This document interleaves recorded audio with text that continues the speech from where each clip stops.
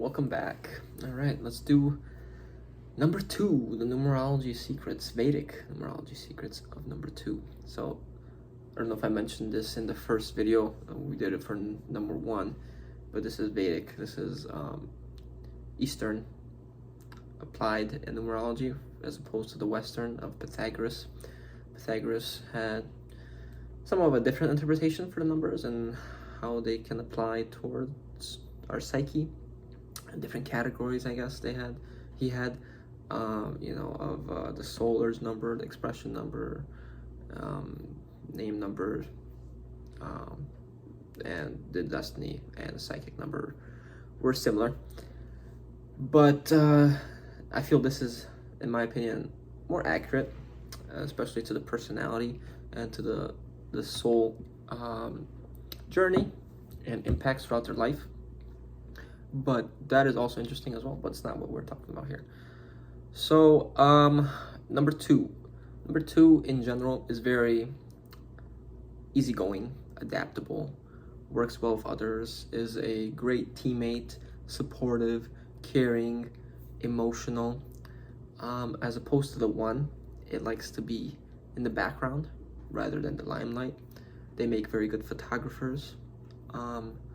They are just people that will work much better in a team setting. They don't like to be the leader. They don't want to be the person that shines, that takes all the credit.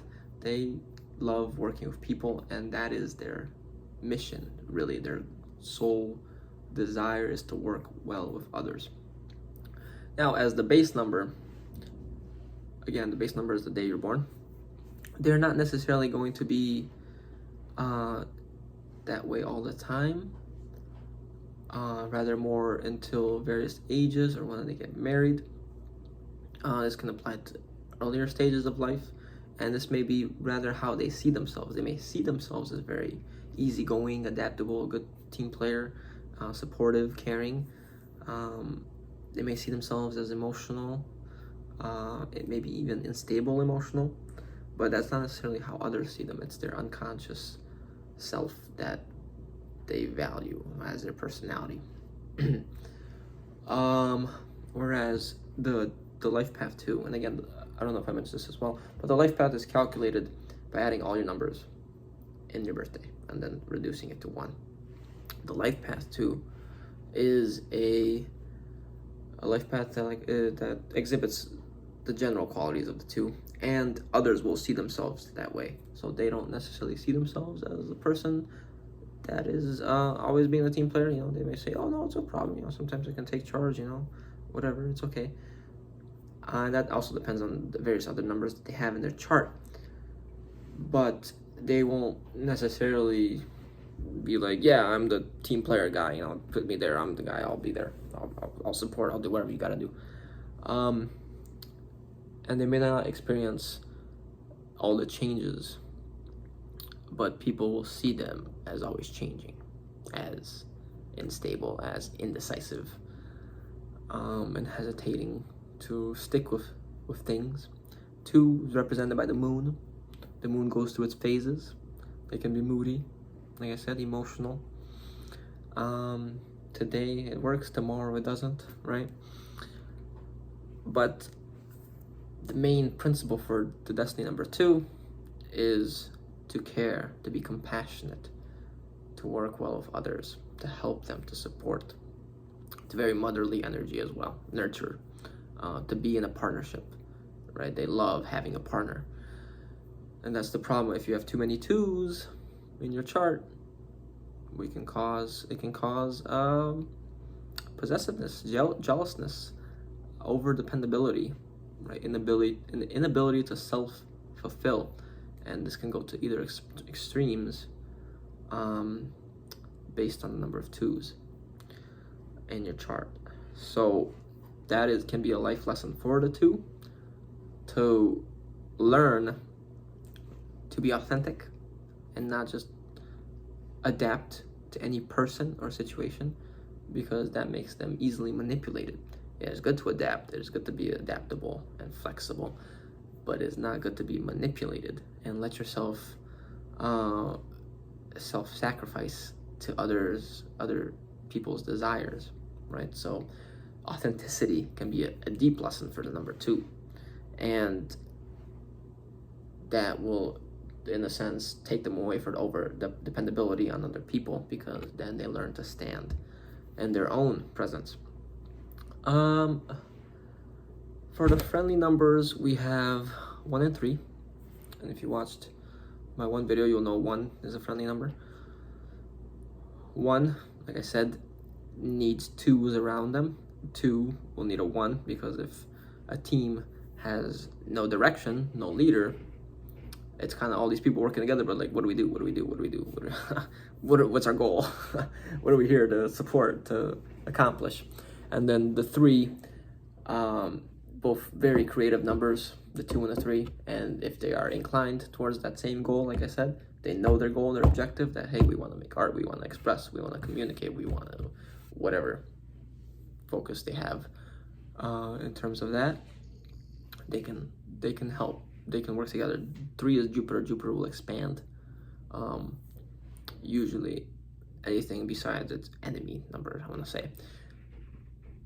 Well, I guess it will expand the enemy as well, but that's why they're enemies, because you don't want an expansion of bad stuff, right? So the enemy numbers for 2 are 4 and 5. 4 is very logical.